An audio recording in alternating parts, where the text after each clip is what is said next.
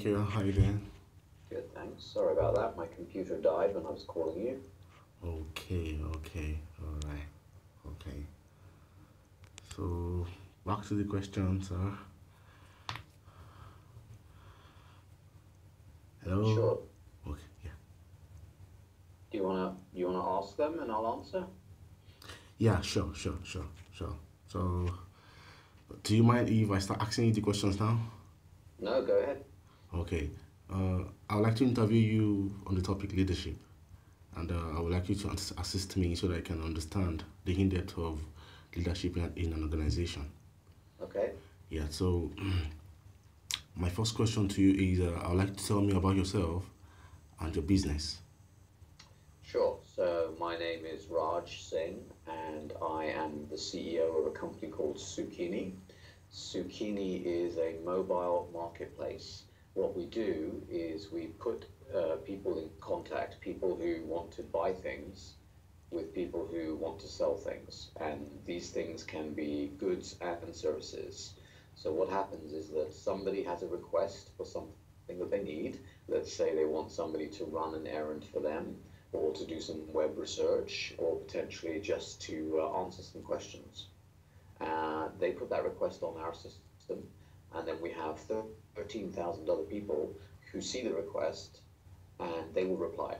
The person who put the request selects the person that they like the best after looking at their ratings and their feedback and deciding which of the ones is most trustworthy. Then that person does the job for them, whatever it might be. And then when the person who requested is happy, then they pay.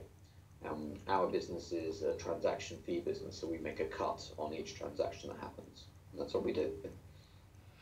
All right, thank you, sir. You mentioned about leadership earlier on. How will you describe your leadership approach within your organization?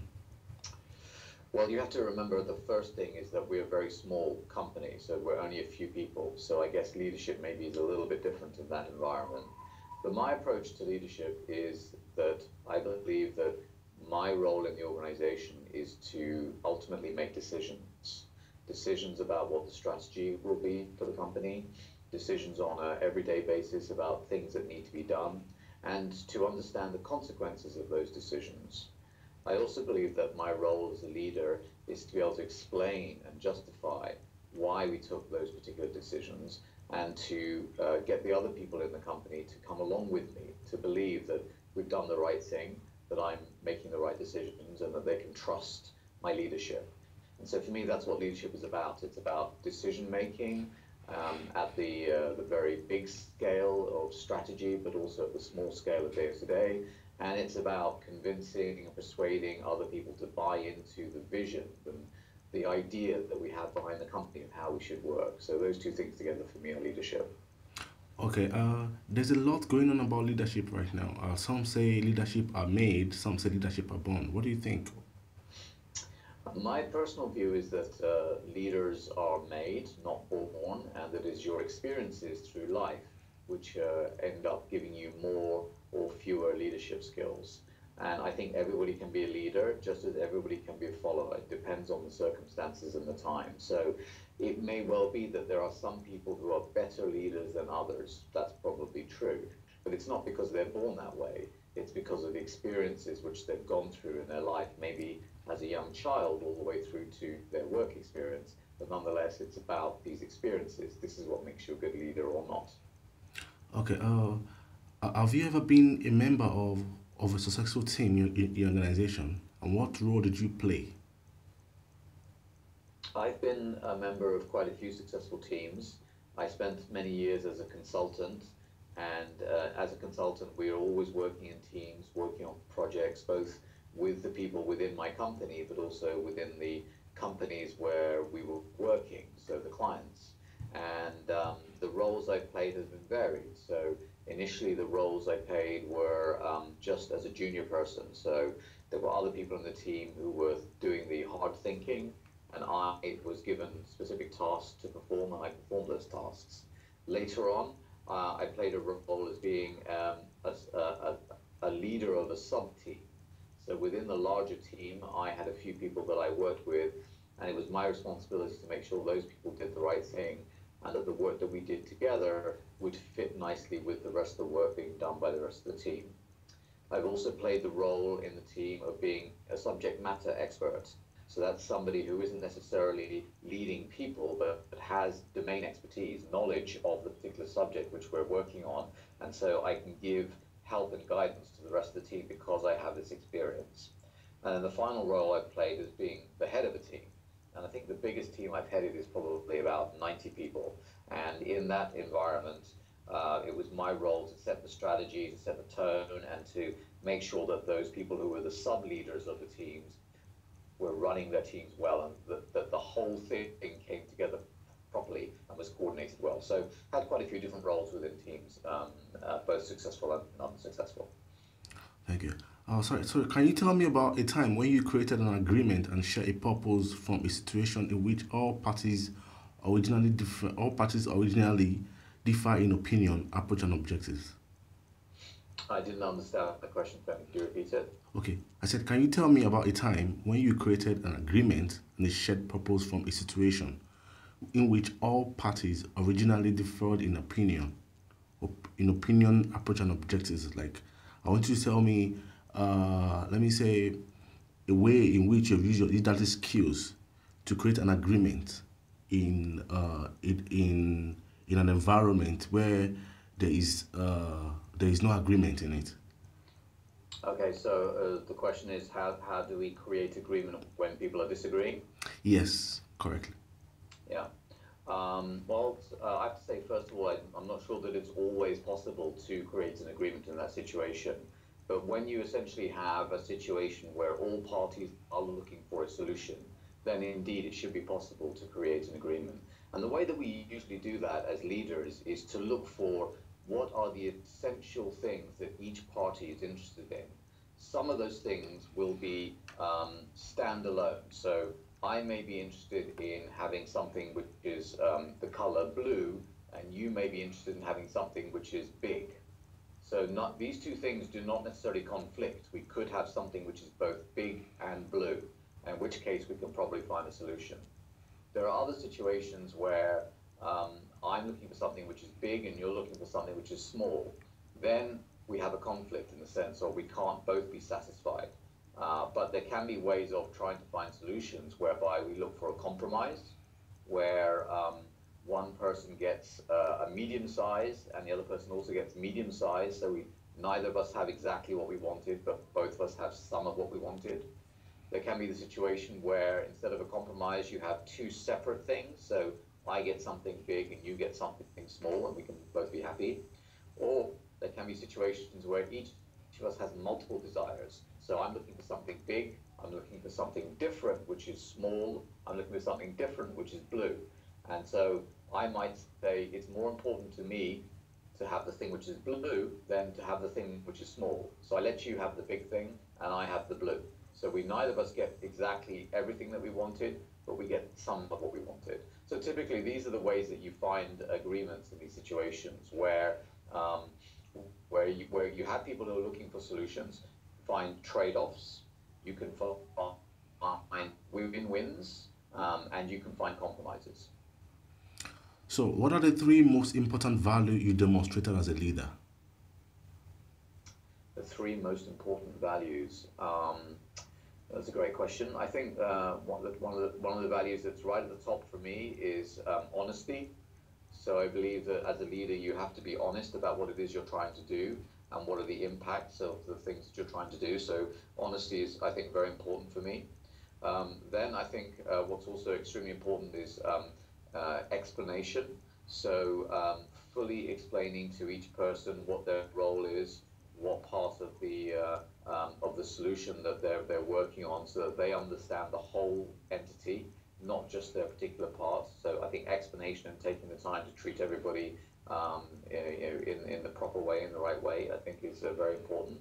And then I think recognition. So recognizing everybody's contribution, what somebody did, and not assuming that it was just the leader who made the solution, but it was the team that actually delivered the solution. So I would say honesty, I would say explanations, and I would say recognition. Thank you. So how do you create? How do you encourage creative thinking in Zucchini? Well, we don't have any choice because we don't have that much money. So we have to come up with creative solutions, otherwise we won't find any solutions. So how do we encourage that? I think we encourage that by trying to make sure that we don't throw away any idea. We don't immediately say when somebody says an idea that, oh, that's terrible, or that, oh, that may not work. We try to run with the idea and explore the idea and see whether we can find a way of using it. So we encourage creativity in part because the environment that we're in requires creativity. You won't be able to survive if you can't find a creative way of finding a solution, but also in part by being open to listening to solutions and not immediately dismissing them out of hand. I don't know if you're familiar with this concept of brainstorming, but in brainstorming, you ask the participants to come up with ideas as to what could be a solution. And there, in brainstorming, there's no bad idea. Every idea that somebody comes up with is written down, no matter how small or big, no matter how complicated or simple. Only once we have all the ideas that we can think of do we then start to look at each idea and decide, is this one appropriate? Is this one as good as we can find it? Can it be improved? Should it be discarded? So in the brainstorming process, there's no bad idea. If you want to encourage creativity, you have to reward creativity. So people should be rewarded for coming up with lots of ideas. They should be rewarded for coming up with good ideas. And ultimately, you have to understand that no matter how good any individual or even any team is, there will be ideas which are failures. And these failures, so long as they are reached in an honest spirit, are actually good things. They're good things in the sense of they are the team being creative. So if you're going to encourage people to be creative, make sure that when a failure happens, you don't damn them for this failure. However, you understand why it was a failure, you recognize that people came up with a good idea, and you move on. Thank you. So, what is one characteristics that you believe every leaders must possess? Um, what characteristics should every leader possess? I think Just one. I'm not sure that there's only one, and I'm not sure that every leader has to have it. I think that people can be leaders in very different styles. But let's say that the ability to describe a vision and to get people to believe in that vision is probably the most important thing. If you as a leader can't convince other people that what you're doing is the right thing, then you probably won't have anybody to lead. Thank you. So, can you tell me the impact of social networking to your organization and to you personally as a leader? The impact of networking? Yes. To you as a leader and to your organization. And networking in the sense of meeting other people? Social networking, yes. Social networking? Yeah. Social networking has a big impact on our business because it's really important for us to be able to get the message out about what it is that we're doing. We're a small startup, so not many people have heard of us. So we use social networking in order to get the message out there.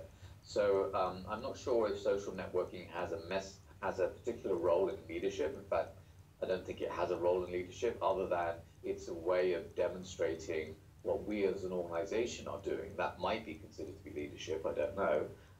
And it's a way of spreading the message. So for me, the most important aspect of social networking is it's a way of taking the message that we are trying to push and to deliver that message to as many people as possible. Thank you. So, what are the few resources you recommend to someone looking to gain insight into become a leader? I think the resources that you might look at are really, first of all, reading about other leaders and experiencing other leaders. So I think to be a good leader, you first need to understand how to be a follower. So follow a leader and examine a leader, understand what it is they do, what things they do that you felt worked well, what things they did that didn't work well, and learn from this. Try to be a follower, also try to be a leader in your own environment. Maybe it's just within your family or within your friends, and see how that works and how it feels to step up and to take responsibility to do something. I think that's very important. I think that today you could find many resources online about people's leadership journeys. So how they went from being an ordinary person to a leader, what were the things that they discovered along the way. It's worth while listening to these things, to reading these things, to understand how people made the journeys and what their mistakes were. And I think ultimately there's no substitute for just going out and doing it. So I would say that when you are a leader for the first time, you might not be that good, but you have to keep persisting. And through the concept of experience and over time, you will improve your leadership skills by learning what works well and what doesn't work well, to the point when it will become just natural for you to go down that path. So look for other people's examples both by being a follower, but also by looking into the literature, both online and in books, and also try it yourself. Ultimately, make the mistakes that anybody might make and learn from your mistakes to become a good leader. It won't happen overnight, except in the most rare cases. Thank you very much. Thank you, and that's all. You're very welcome. I hope that helps, and good luck with your project. Thank you. Take care. All right. Bye. Bye bye. Yeah.